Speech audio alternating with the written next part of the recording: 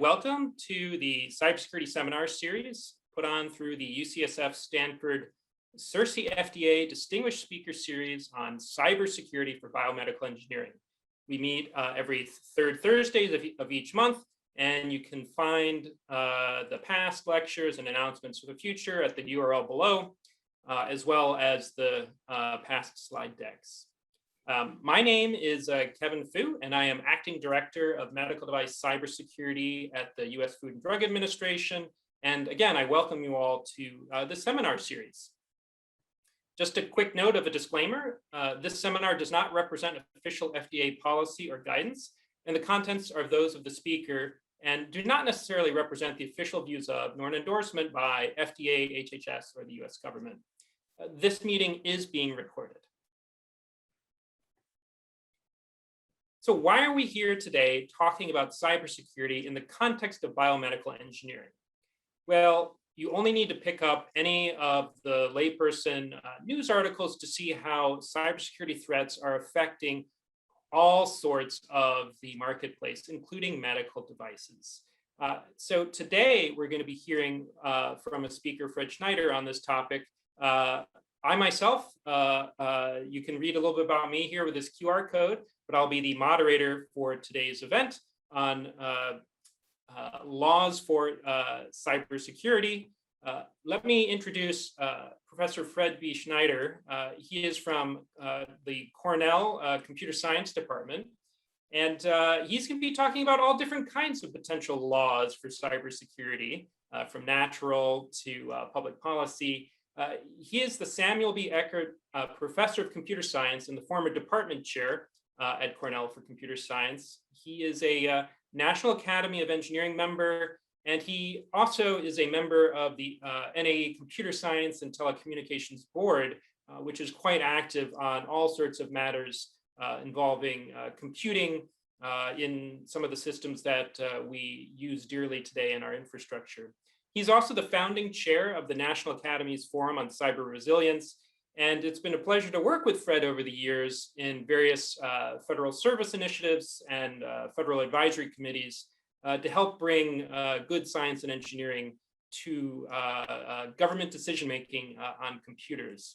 So without any further ado, short one poll question. I'm really pleased to have Fred here. And again, today's seminar is principally about cybersecurity. You'll be hearing topics that might resonate with both undergraduates and graduate students in cybersecurity courses.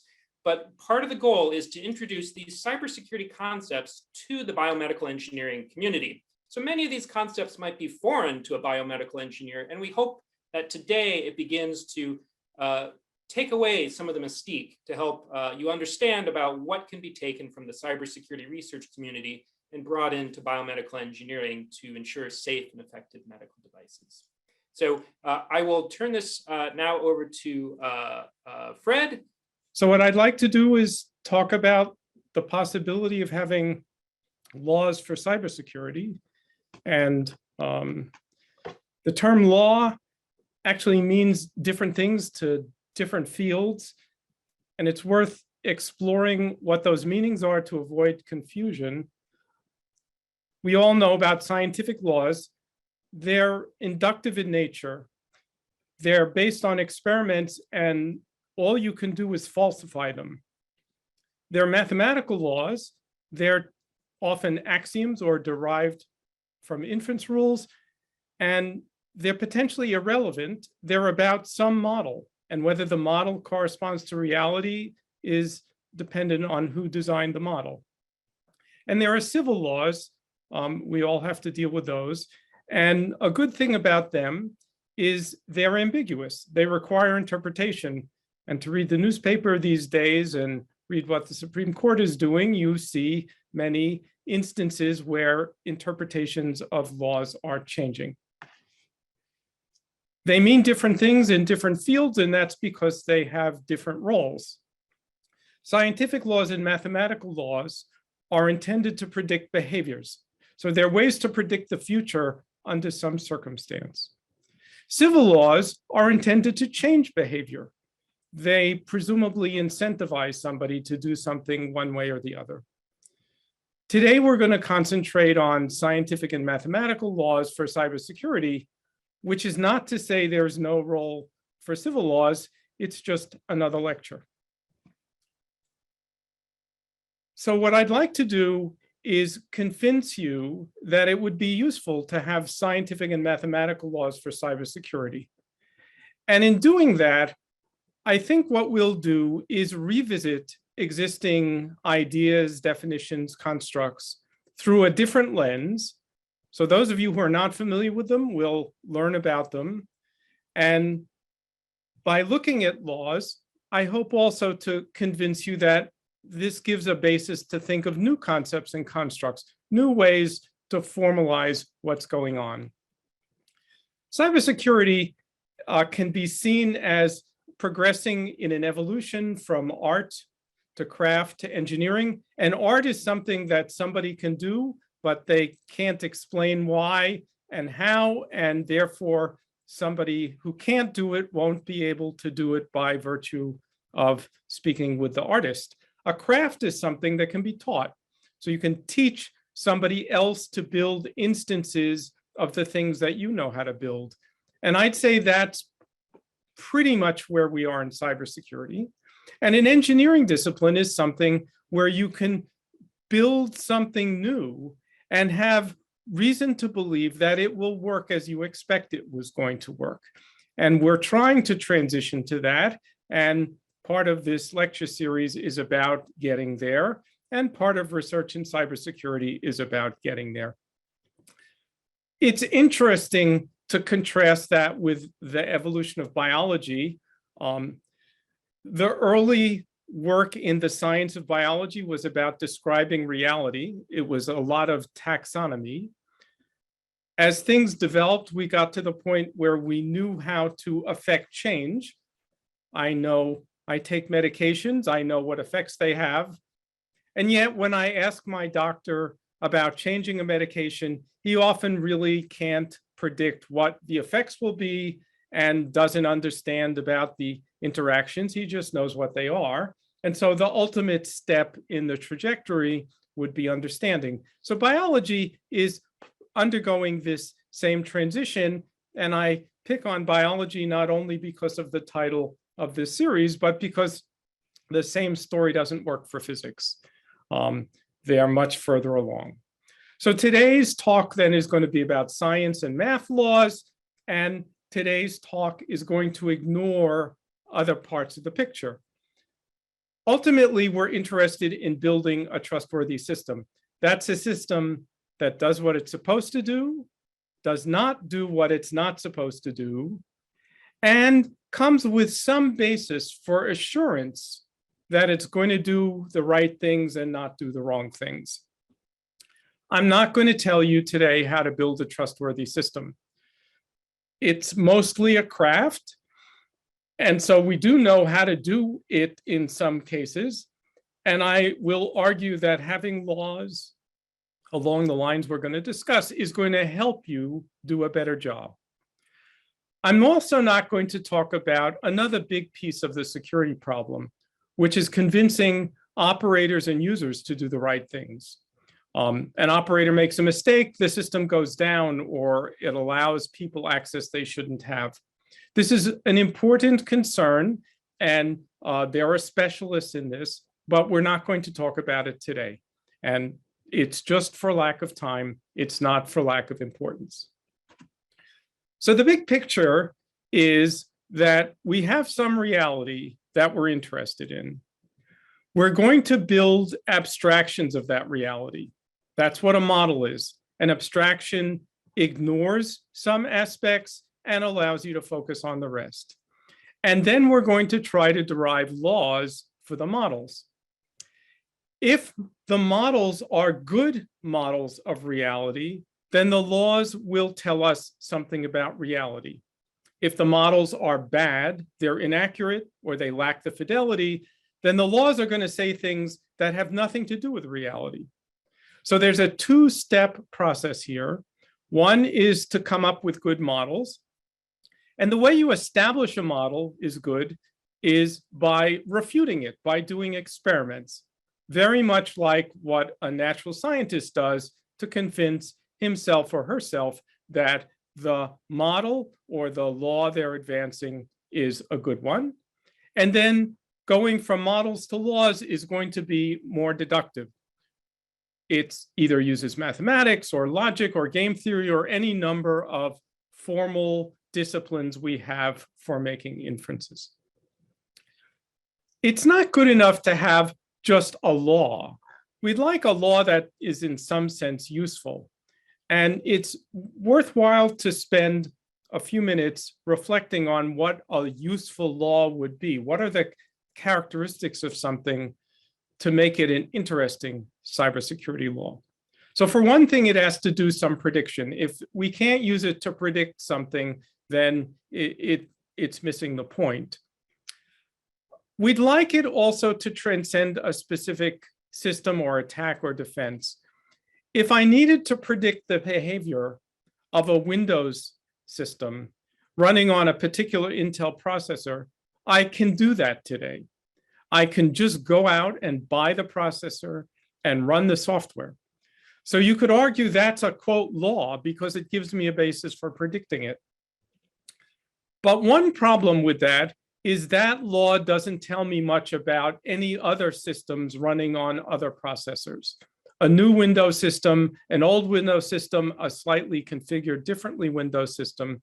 And so I submit that to make the investment in coming up with a law, we'd like it to transcend as much as possible a specific system. So in physics, coming up with all of the characteristics of hydrogen has some interest, but I'm much better off if I come up with a law that applies to all elements. And that's what I aspire to. Yet we want laws that are applicable in real settings. It's tempting to invent models that oversimplify. And the example of coming up with the mathematics of hydrogen applies because it doesn't tell me about any other elements. So whatever I learn, I'd like to know that it will apply to many systems, many hardware platforms, many software platforms. And finally, laws are best if they provide some kind of explanatory value. All those laws you learned in physics in high school, PV equals nRT, pressure times volume is equal to a constant times a temperature. That's not only a set of symbols, but it gives you some explanation for why when you heat a balloon, it gets bigger or the pressure goes up. So it's an explanatory thing. And it's about a model. It's about P and V and T temperature, which is an abstraction because you know the temperature isn't the same every place and so on, but it's a good enough abstraction. And it shows connections. It shows relationships, the relationship between pressure and volume, the relationship between temperature and pressure. So when we invent laws for cybersecurity, we're going to want to know what connections, what relationships, what are the abstractions that are primarily of interest. So we might be interested in whether some policy, some security policy, certain people can get access to information, certain people can't. And some mechanism using cryptography or using access control lists, how they relate. And we might be interested in something quantitative, like by looking at the flashing lights on the machine, I can only learn B bits per second. And if you're worried about leaking a big database and B is small, then you don't have much to worry about. So they don't have to be qualitative relationships. They can be quantitative, but those are the kinds of things we'd like to see. So I submit that a good way to look at what laws will be like for cybersecurity is this funny map. There's a world of attacks, a world of defenses, and a world of policies. And we somehow have them classified in some slightly abstract way, abstract enough so that they transcend systems, but not so abstract that they don't apply to real systems. And we do the same for attacks and for defenses. And then what laws do is give us relationships within each of these regions and across the regions. So a law might say when you put defense D and D prime together, it's as good as a defense D double prime. And if we could do that, then when we build a system, when the engineer needs to decide what kind of mechanism to deploy, the engineer has a basis to do an analysis and understand that these two defenses together are as good as this other one, so I can understand the cost and I can understand the other collateral issues. So what I'd like to do is spend a few minutes talking about what a class of policies or a class of attacks or a class of defenses is like. Partly, I'm going to do this to convince you that there's much more thinking that needs to be done to get reasonable classes. And partly this will serve as a tutorial. It's material out of a typical introductory cybersecurity course. Unfortunately, the punchline is going to be, but that's not good enough, but it's what we know today. And so those of you who are trying to get an introduction to the field will get that too. So what might classes of policies be? I already said that a trustworthy system does what it should and doesn't do what it shouldn't. And classically, the shoulds and shouldn'ts are divided into three classes. Confidentiality, that's about learning things. Integrity, that's about changing things in the system. And availability, that's what the system must do. And it's entirely an accident that the first letter of these three words is CIA. It was not invented within the government, but it nevertheless is the CIA trilogy. The problem with this taxonomy, although at first it seems really attractive, is we don't have rigorous definitions for any of these terms, and it gets pretty nuanced. Second, they're not orthogonal. It's hard for me to prove to you we don't have good definitions, but it's easy for me to prove to you they're not orthogonal. Here's a way to get confidentiality for a bunch of information on a system. I unplugged the system. So what I did is I decreased the availability, and by decreasing the availability, I got confidentiality. Here's another way. I take all the data and I overwrite it with nonsense. Now, when you read the data, you're reading nonsense. I've again gotten confidentiality by losing integrity. So there are these interactions between these three things. We like to have characterizations that are orthogonal.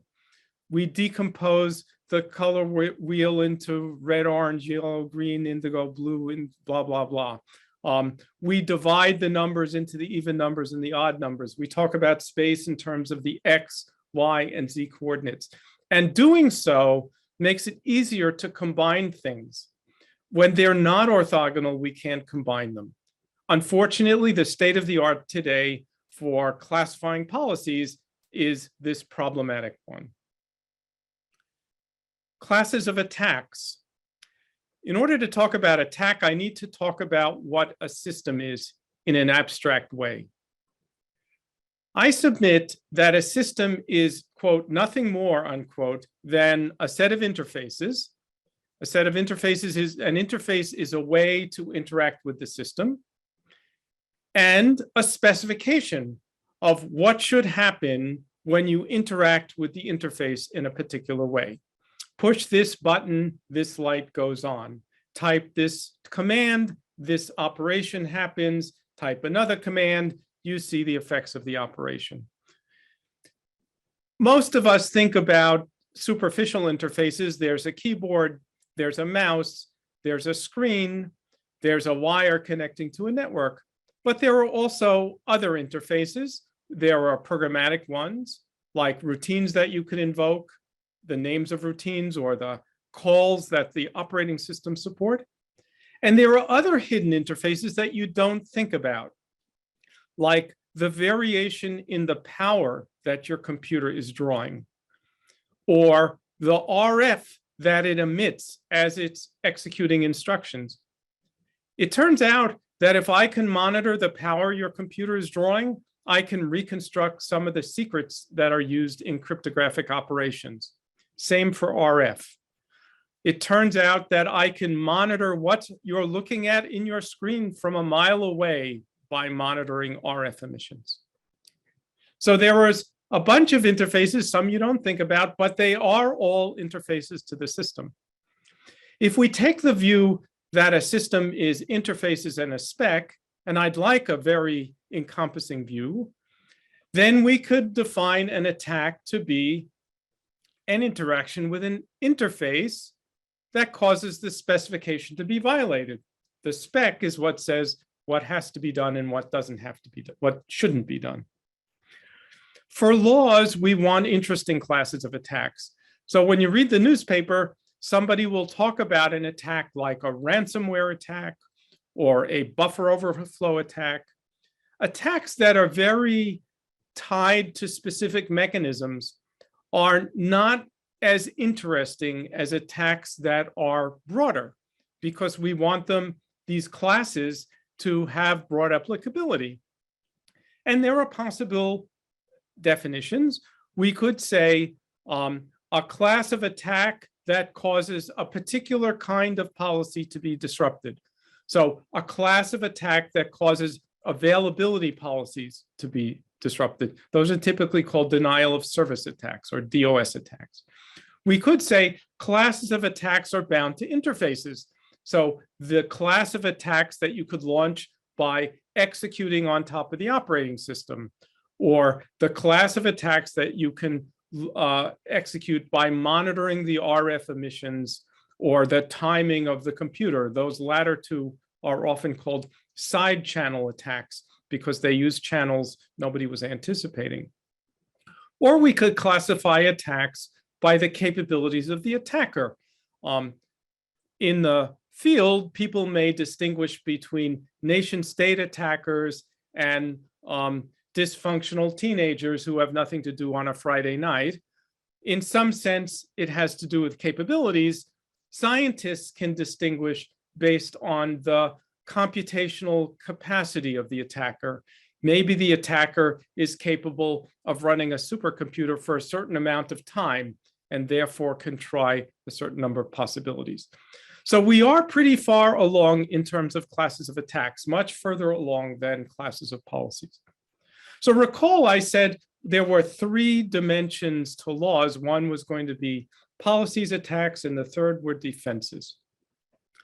The state of the art today in describing defenses is to talk about the nature of how the mechanism works.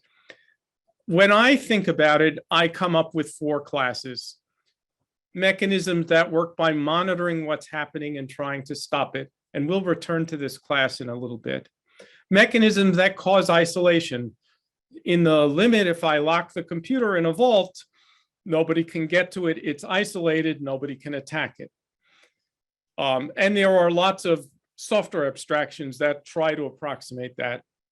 Some of you may be running virtual machines. Some of you have heard of processes. Those are all abstractions that create isolation. Independence is a class of mechanisms. When you have to go to the bank to make a withdrawal and you both have to type in your PIN and have your card, then we have 2 independent mechanisms. Something you have, the card, something you know, your PIN. It's harder to compromise something when you have to compromise 2 things that are statistically independent. And then there's asymmetry. When you know a secret, it's easy to do something. When you don't know a secret, it's hard. Cryptography works on that basis. What I don't know is if that's all there is. Are there other fundamental kinds of defenses? I don't know if they're independent. I do know I can use one to implement the other. And I don't know how they compose. We compose them all the time, but we compose them and then are surprised with how that works. So this is a mechanistic view of defenses, and I find it unsatisfying. And I think it's unlikely that we will make a lot of progress if we're restricted to this. Let me propose another way to look at defenses. We could say a defense mechanism of a given class is based on the kinds of policies it gets to hold. So a confidentiality defense mechanism, if you will. That's tied nicely to a class of policies. If it's our job to tie things together, that's attractive. I don't know, though, if I have an easy way to identify the members in that class. Another abstract characterization that's not tied to something mechanistic is a defense is a way to relocate what you have to trust. In this cybersecurity game, what we do is we build a system so that the stuff you have to trust is stuff you're pleased to have to trust. It's stuff you're comfortable trusting. So what this says is cybersecurity is about sweeping the dust under the rug and making sure you pick a corner that you're okay having the dust buried under.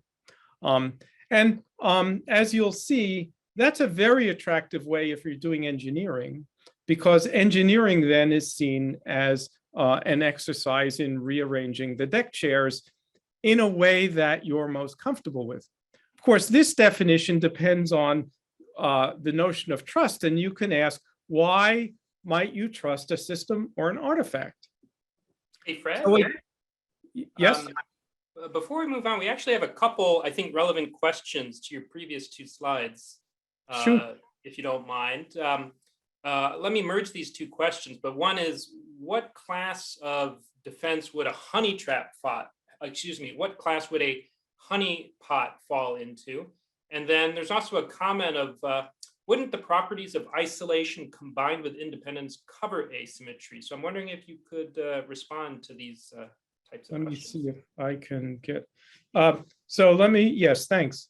A honeypot, I would say a honeypot is not a defense because it doesn't defend your system, it just distracts your adversary. If you believe distracting your adversary is a suitable way to defend the system, then there's probably this other category of distraction. And I'm trying to think if I know of any others that fit into that category. Probably not. The focus here is on what to do to your system, and what we do with a honeypot is we enlarge the definition of what the system is to include something else. And the second question was, isn't independence a way to achieve asymmetry? Was that, am I remembering it correctly? Independence combined with properties of isolation. So isolation, it's important to have, isolation is a good way to prevent one object from having an effect on another. If you're worried about one user of a time-sharing system running a program that attacks another user's program, you need isolation. So isolation is a wall either that prevents things from getting out or prevents things from coming in. Independence is about the implications of processing a given input. So if I decided to build a mechanism that used passwords for access, you might say, well, why don't I require 2 passwords? And you first type the first in and then you type the second in. For one thing, if they're the same password, then if somebody discovers the first password, they know the second, and that those mechanisms were not independent. They might have been completely isolated. If you were good enough to use 2 passwords, it still might be the case that the same mechanism is being used, and it has a flaw, which is when somebody types carriage return 6 times, it lets them in. And so those wouldn't be independent. So independence has to do with how 2 instances behave in related inputs. And having them be isolated increases the chances that you're compromising one won't compromise the other. So that helps with independence, but it's not enough to have them be isolated. I think these 2 questions point to, revisit a point I was making, which is they're not independent mechanisms. They're not separate. They interact, and the labels, therefore, are probably not a good way to come up with laws that we use in combining things. So what I was going to do was talk a bit about what does it mean for something to be trusted, since relocating what we trust is a possible way to think about the process of building a secure system. There are a couple of bases for trust. One I will call the axiomatic basis. You can call it faith-based trust, if you will. It's trust that you derive from some beliefs that you accept on faith. So you all do this all the time. You're running a Microsoft product, or you're running an Apple product, and you're trusting it. And why? Well, you've come to believe that software that comes from those 2 companies can be trusted. And maybe some of you have come to believe it cannot be trusted. But in either case, you're not using an analysis of the software. It's a belief based on the name that was on the box when you unpack the software. However, so it's a weak basis, and I would like us to have a notion of trust that's much stronger than that. I'd like a notion of trust that's tied to the artifact. So that kind of trust might be called analytic trust. Either you test it, so maybe that's how you've come to believe that a particular system isn't worthy of trust, or you take the system and you analyze it. So you do some kind of verification. That's fine. And then the third basis of trust is we might trust the whole because we put it together and we knew how we put it together. So that's a synthetic basis of trust. That is, we trust it based on the glue, and we've understood the glue. And it's true that if you take a bunch of components and glue them together, you may have to have some level of trust in the components. But an example, which is when we elect a politician to office, I don't have to trust any individual person. I just have to trust that the majority is going to do something wise. So that's trust in an abstract notion of the majority, and it's because of the way we glued it together, taking the majority, that we believe we trust it, if you assume that majority has wisdom. And we do this in computing systems all the time when we replicate things. So this synthetic basis is the way we're going to do engineering if we do trust-based engineering, if we're going to do relocation of trust. So having kind of made a quick pass through the basic ideas in cybersecurity and argued that they're not all that well set up for laws, but we at least understand how to get to them. Let me talk about some laws that we do have based on the abstractions that are around by looking back at history. And I'm doing this because I want you to believe that this enterprise of trying to come up with cybersecurity laws will give us something interesting. So cybersecurity got its start in the mid-60s when we transitioned from having computers that a single person would use for a period of time to having computers that were time shared. And a hotbed of activity in the United States was MIT, and there were a couple of time sharing systems built around the same time. One set of systems, it started with CTSS, decided that they would associate with each object, like a file F2, this thing called an access control list. It was a list of the people who could access the object, or the users who could access the object, and the accesses they were allowed. So here, Alice has write access to file F2 and Bob has read access. A competing view was to create a list associated with each accessor, with each person. So Ted had a list associated with him, and it said he had read access for F1, and he had Word access for this file called Word. He had execute access. He could run Word. The obvious question is, I have described two mechanisms, which one is better?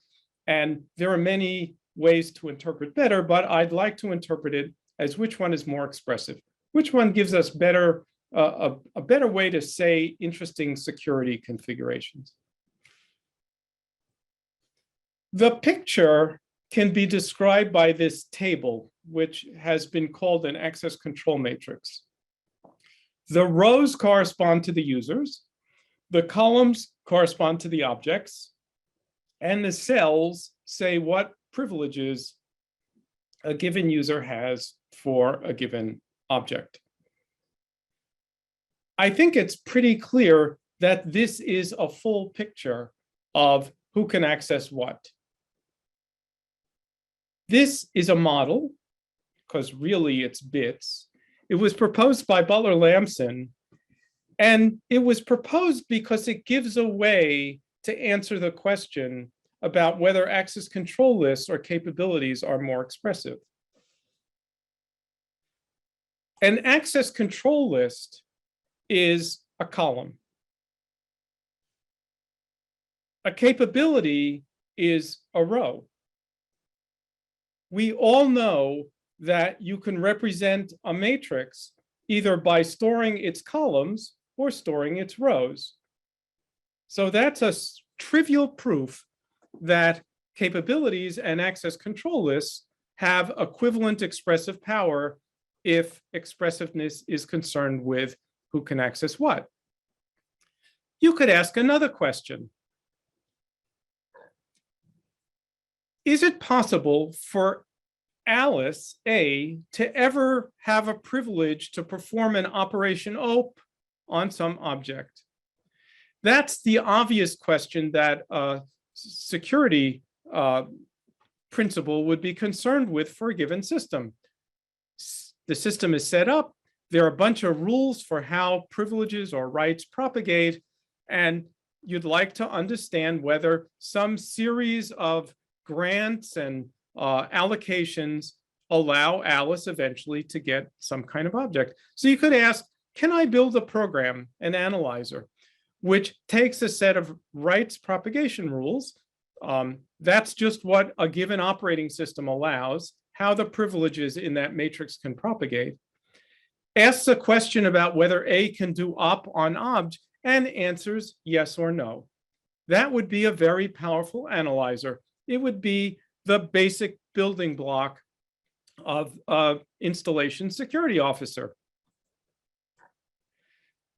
The bad news in a theorem from 1975 by Harrison, Rosso, and Ullman is you can't build this analyzer. This isn't, you can't build it with today's technology or with what we know how to do today or with today's programming languages. This is a rule set independent analyzer. It will never be built. It's logically impossible. Okay. It doesn't say you can't build an analyzer for a given set of rights propagation rules, just an analyzer that works for all rights propagation rule sets. This was a kind of shocking result, both because nobody believed security was a deep enough discipline to have logically impossible results, and because it showed by formalizing things, you could ask interesting questions and get surprising answers. So what I've showed you is, returning to our map, two laws. One law, which is about the undecidability of classes of defenses, access control, and policies. Can Alice get to an object? The HRU undecidability. Another example of a law that shows that access control lists and capabilities by modeling them using the right model, these access control matrices have equivalent expressiveness. Let me show one more example quickly. Again, from history, the next big development was 1972, a report that described a canonical way to build a secure system. It was edited by Anderson, and it said, if only we had a reference monitor. A reference monitor would be a component that gets control every time a policy-relevant event happened. That might be the execution of instruction. That might be accessing a memory location. It might be invoking a routine. It's your security policy. You get to say what the events are. And this reference monitor blocks execution if allowing the event to happen would violate the policy. And somehow the integrity of this monitor is protected so that an attacker can't compromise it. It was almost 30 years before anybody asked, what class of policies could you enforce with this? And I think that's because it seems obvious that any policy could be enforced. After all, isn't this stopping things from happening before things get violated? So if you ask what are the essential attributes of what the reference monitor is doing, is first, it's making decisions based on the current execution, what's happened so far. And second, it gets to stop things having only seen a prefix of the execution. It can't make a decision based on what's going to come. And it turns out that class of executions are called safety properties in the semantics literature. And we know a lot about safety properties. So for one thing, we can now look at what policies are safety properties and what policies are not safety properties. So asking whether Alice can read a file is a safety property. It's defined by a prefix. Is the read coming from someone that isn't Alice? The reference monitor can say yes or no based on what it's seen. Or don't send a message after you read a file. If the reference monitor keeps track of whether the file's been read, it knows when an attempt to send a message, whether that should allow. Or even something like request processing is first in, first out is something that you can approve or deny based on what you've seen so far, the prefix. Here are some policies that you can't describe with prefixes. Something as simple as every request gets serviced. Because if a request hasn't yet been serviced, you don't know whether it will be, so you have no basis to reject it. So that policy, that availability policy, cannot be enforced with a reference monitor. Or whether some value X is correlated with a value Y cannot be enforced because you need to look at multiple executions to know if there's a correlation. The fact that X and Y are always equal in a given execution doesn't mean they're always equal in all executions. This is a particularly problematic one because it says you can't do confidentiality with a reference monitor. You can do something that's stronger, but you can't do the bare minimum. Average execution time is another example. It requires looking at multiple executions. There's also a theorem that says every safety property can be described by one of these little automata that reject by reading a symbol and not having an edge that it could transition. This automaton accepts sequences where there is never a send after a read. And so knowing that we have execution monitoring equivalent to safety tells us there's a generic mechanism that we can always create from a policy. And that means we can always take a program and between every pair of events, add the code in for that automaton and result in a program that would rather stop than violate the policy. So the program becomes self-checking. What we did was we relocated trust in a program. We wanted to trust the program never violated something. We relocated that to trusting a reference monitor, to trust that the reference monitor stopped the program from violating it. And in this case, we relocated trust further to this program that adds the mechanism into the code. It's called inline reference monitoring, and SASE is an example of such a mechanism. But that means you have to trust the inliner, SASE. How could we avoid that? Well, if the inliner produces a proof that it added the right checks, and we had a proof checker for that proof, then we could trust the proof checker only. And just by trusting the proof checker, know that the program would enforce the policy if it were run. So we relocated trust once again, and it happens that the inlining program could be arbitrarily complicated because it does optimization, but proof checkers can be quite simple if they generate proofs in a reasonable logic, and we know how to do that. So we've relocated the trust from a very big program, which is complicated, to a very small program. So what I've done is I've shown you a few laws for cybersecurity, some regarding access control, some regarding reference monitors. With more time, I could show you more laws. The problem still exists that we don't have good categories, good classification for policies, for defenses. And so to get great laws, we'll need better characterizations. But if we do get that, we will have a way to predict how systems will be trustworthy. And I also showed you how by having a law, I showed you some laws about what reference monitors can enforce. It led to interesting abstractions like that little automaton and interesting engineering opportunities like new ways to enforce policies. So you've seen some laws. I would say more laws are needed, and this is a good place for us to stop. Well, thank you, Fred. Really appreciate your taking time out of your busy day to join us and tell us about some of your thoughts on these different kinds of laws for cybersecurity. We do have the Q&A open for the next 5 minutes or so. I do have one question, though, in the meantime, as our audience, I can see new questions arriving, and that is one comment and question. So the FDA recently announced a playbook for threat modeling medical devices. This was a document designed to help manufacturers better understand at sort of the early requirements engineering about how to account for certain expected threats. And I think it sort of resonated a little bit with your section on characterizing adversarial capabilities.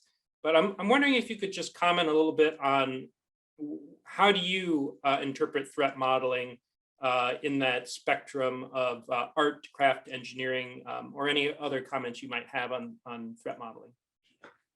Yes. So I happen to have read that report in preparation for the lecture. I thought it would be a useful perspective. Threat modeling is definitely in the category of craft. The document happens to be extremely well done, and it gives a lot of indications of good ground rules for how you should go about building a secure system. The history, I don't know the history of how this came to be your choice of threat modeling, but in the 2000 timeframe, Microsoft realized that it would be important for people to trust Windows in their software for the market to grow and for us to start depending on computers for much of our everyday life. They realized that their software was not all that trustworthy.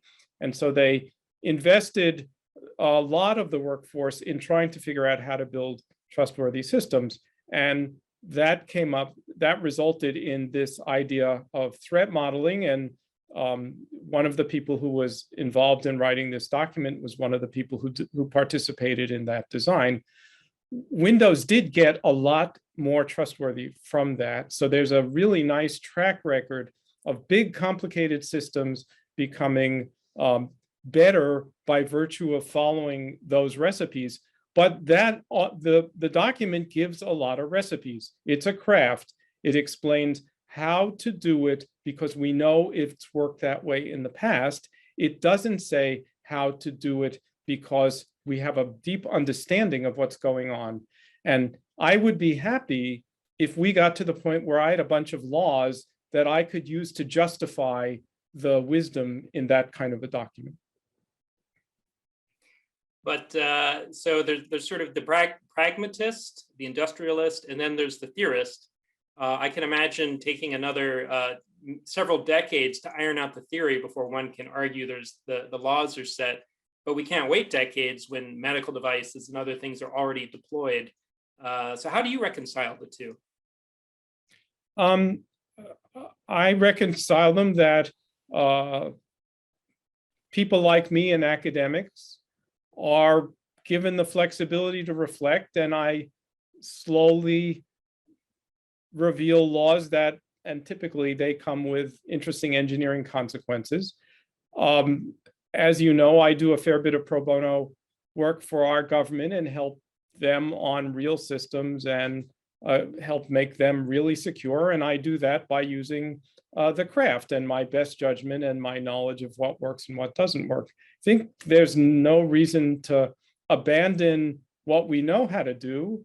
And at the same time, we need to invest. I think there's a great analogy in public health. Nobody is ever going to believe that public health becomes a solved problem. We're always going to be having to invest. It seems like we're always going to be discovering things that work before we understand how they work.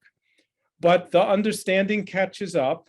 And when we have the understanding, we often can leverage it to make other things work or make things work better. And so the two threads proceed in parallel, and when they can influence each other, they do. Great, thanks for that reflection. And we have just about 2 or 3 more minutes remaining. If there are any more questions designed for the queue, I see a few more popping in there. But one thing I want to make sure before we end is just to return to the theme of biomedical engineering. This is not a talk, of course, on biomedical engineering directly, but it's a talk about cybersecurity to be incorporated by biomedical engineers.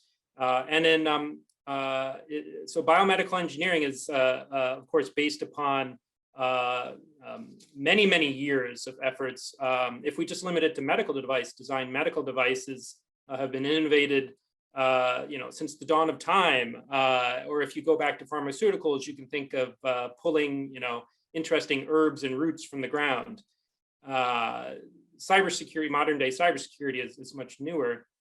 So I would be interested if you have any further thoughts on things that biomedical engineers might want to think about or consider changing their mindset when, and here I'm just sort of stereotyping, but imagine there's someone who just thinks of computer security as applying a software update.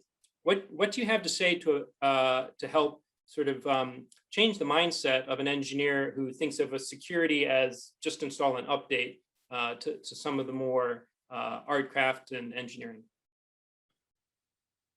If you're thinking of security in terms of installing an update, then you're probably have an existing system and you're practicing good cyber hygiene, and that's important. If you're in the business of building systems, now you have the flexibility, and it's tempting to jump into the mechanistic view of the world. Oh, I'll add this mechanism and I'll add that mechanism. And there are some very complicated mechanisms, and people who are technically minded really love to play with those things. It's good to ask some basic hard questions like, who are you protecting it against and what can they do? It's tempting to protect against really esoteric threats and ignore the simpler threats, which are more likely to actually come upon you. So cybersecurity works by attacking the weakest link. If you focus all your energy on esoteric threats and you don't worry about the benign threats, then that's a bad idea. And second, it's a good idea, I find, to ask somebody to explain why something is going to work. And not to explain it by saying how it works, but to explain it by saying what is the role of each piece in the picture. So asking someone what has to be trusted in order for this not to go astray forces somebody to conceptualize the relationship between the parts. It's a different way to look at the world. And whenever we look at things in different ways, we are apt to discover new truths. And so for people who are designing things anew, there's a way to step back and just start from first principles about what you're trying to achieve, what are the policies you need to have, write those down, what are the threats, who's going to undermine those policies, and what has to be trusted in your design in order to deliver. And you might discover you're investing in the wrong things or you're not investing in the right things. And this is all part of the handbook, the playbook that you have, but it's kind of a level that most builders don't like to think about. Well, thank you for reflecting on these complicated topics. Again, Professor Fred B. Schneider from Cornell, thank you for taking time out of your day to present in the seminar series. So this will conclude today's talk, and we return in January in the new year. So I wish everybody a safe and holiday over the coming weeks, and we'll see you in January. Thank you, Fred. Thank you very much. I appreciated the opportunity to speak.